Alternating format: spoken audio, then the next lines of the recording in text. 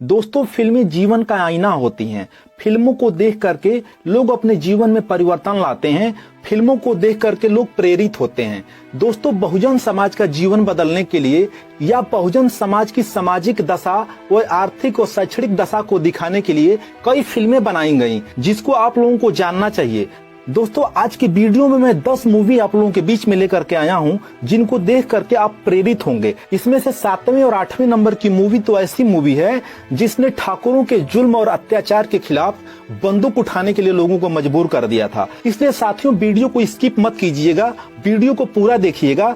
थोड़ा सा समय लगेगा, लेकिन इससे आपको अच्छी फिल्मों की जानकारी हो जाएगी जिसने बहुजनों की दशा और दिशा बदलने के लिए लोगों को प्रेरित किया।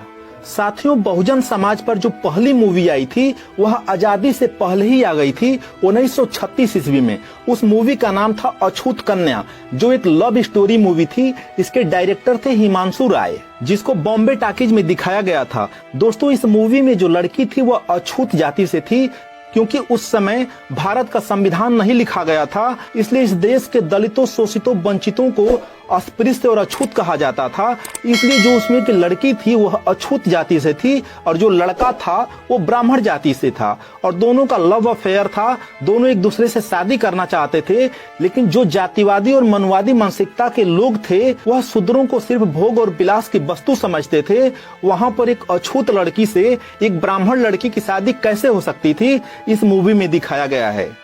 दोस्तों, दूसरे नंबर पर जो मूवी थी वह थी तथागत गौतम बुद्ध के ऊपर बनी थी। मूवी का नाम था अंगुलीमाल, और इस मूवी के माध्यम से पहली बार जो तथागत गौतम बुद्ध ने पंचशील और तीसरण दिया था, इस मूवी में पहली बार उसको गाया गया था कि बुद्धं शरणं गच्छामि। इसे गाने के रूप में गा करके पहली बार शुरुआत की गई थी। साथियों, बहुजन समाज पे जो तीसरी मूवी बनी थी, जो दलितों के सामाजिक, आर्थिक और शैक्षणिक विकास के उत्थान के लिए मूवी बनाई गई थी, जिसके डायरेक्टर थे राज कपूर साहब, उस फिल्म का नाम था बूट पॉलिश। और इस मूवी में दिखाया गया है कि जो एक बूट पॉलिश करने वाला होता है, जो गरीब और मजदूर होता है, वह किस तरह से अपने जीवन के लिए संघर्ष करता है और अपने बच्चों के खाने के लिए इंतजाम ढंग से नहीं कर पाता है। एक दलित, शोषित, पीड़ित, वंचित समाज की दशा और दिशा क्या होती है, इस मूवी में दिखाया गया है। दोस्तों, चौथी मूवी है सुजाता, जो एक लव स्टोरी मूवी थी। इसमें बाबा साहब अम्बेडकर के मिशन को दिखाया गया है। जो बाबा साहब अम्बेडकर चाहते थे कि जाति तोड़ो आंदोलन, और जाति तोड़ने के लिए बेटी रोटी का संबंध बनाना पड़ेगा, तो वह इस मूवी में दिखाया गया है। लेकिन इस मूवी में थोड़ा सा बुरा मुझे ये लगता है कि बाबा साहब अम्बेडकर को दूसरे नंबर पे रखा गया है और जाति तोड़ो के मामले में गांधी को एक नंबर पे कर दिया गया है। थोड़ी सी इस मूवी में ये बुरी लगती है।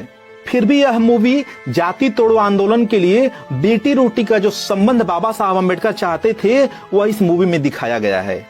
साथियों, 5वें नंबर की जो मूवी है उसका नाम है विद्या। इस मूवी में एक्टिंग देवानंद जी ने की है, और इसमें बाबा साहब अम्बेडकर का जो मिशन था, शिक्षित बनो, इसको दिखाया गया है। दोस्तों, जब देवानंद जी कॉलेज में पढ़ने जाते हैं तो लोग उनको चमार चमार कह करके अपमानित करने का काम करते हैं और जाति सूचक गालियां देते हैं, जिसके वजह से देवानंद जी की जो मानसिक स्थिति और परिस्थिति होती है, और आज के समय में भी किसी व्यक्ति को भरे कॉलेज में चमार कह करके उसको अपमानित किया जाएगा तो उसकी मेंटल स्थिति कैसी हो जाएगी, उसको इस मूवी में दिखाया गया है। और देवानंद जी ने शिक्षा ग्रहण करके सामाजिक दशा और दिशा को बदलने का प्रयास किया है। इस मूवी को देखने के बाद यह प्रेरणा मिलती है कि किस तरीके से अपने जीवन में आप शिक्षा के माध्यम से संघर्ष कर सकते हैं।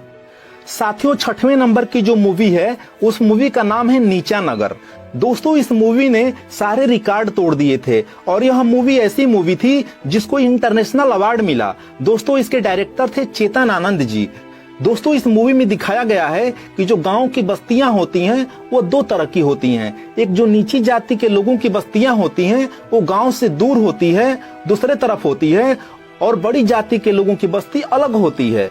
और इस मूवी में यही दिखाया गया है कि जो बहुजन समाज की बस्ती है और जो ठाकुर और ब्राह्मणों की बस्ती है, दोनों के बीच में संघर्ष होता है, और इस संघर्ष में दलित समाज के लोग विजयी हो जाते हैं, जीत जाते हैं। इस मूवी को देखने के बाद संघर्ष करने की प्रेरणा पैदा होती है।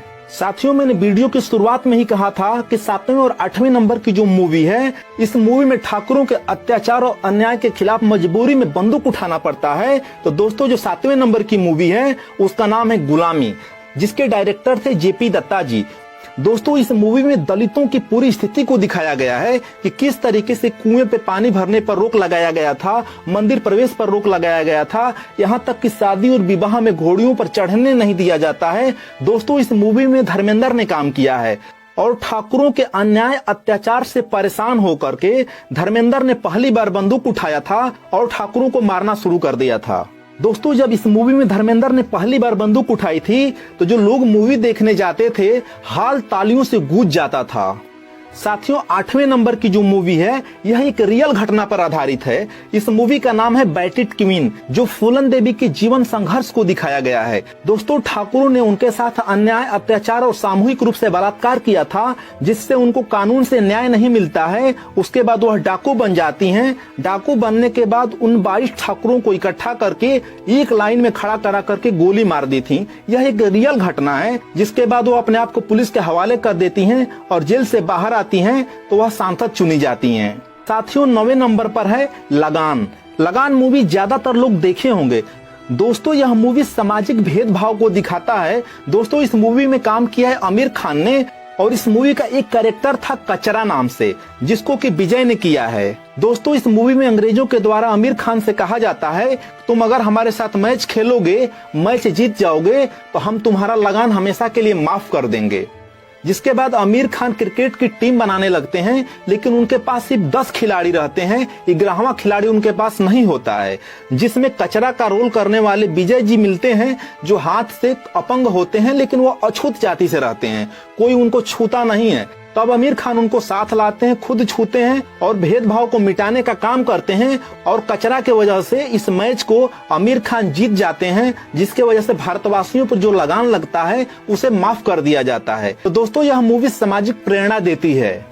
साथियों अगली मूवी है 10वें नंबर की जो मूवी है वो है आरक्षण, जिसमें कि अमिताभ बच्चन, सैफ अली खान और दीपिका पादुकोण ने अभिनय किया है। दोस्तों इस मूवी में अमिताभ बच्चन जी एक सवर्ण समाज के प्रिंसिपल रहते हैं, जिनका स्वभाव अच्छा होता है, लेकिन वहीं इस मूवी में सैफ अली खान जी ने दलित स्टूडेंट का रोल किया है और उन्होंने अपने चरित्र को, अपने कैरेक्टर को बहुत ही बेहतरीन तरीके से पेश किया है।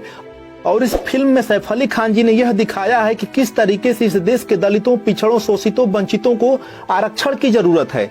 बिना आरक्षण के इस देश का दलित, शोषित, वंचित समाज और पिछड़ जाएगा, क्योंकि उसको संसाधनों की कमी है।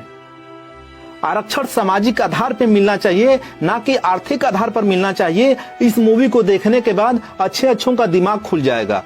तो साथियों यह थी बहुजन समाज को प्रेरित करने वाली 10 फिल्में। दोस्तों आज की यह जानकारी आप लोगों को अच्छी लगी हो तो कमेंट करके जरूर बताइएगा। दोस्तों वीडियो देखने के लिए आप सभी का बहुत बहुत धन्यवाद, बहुत बहुत आभार।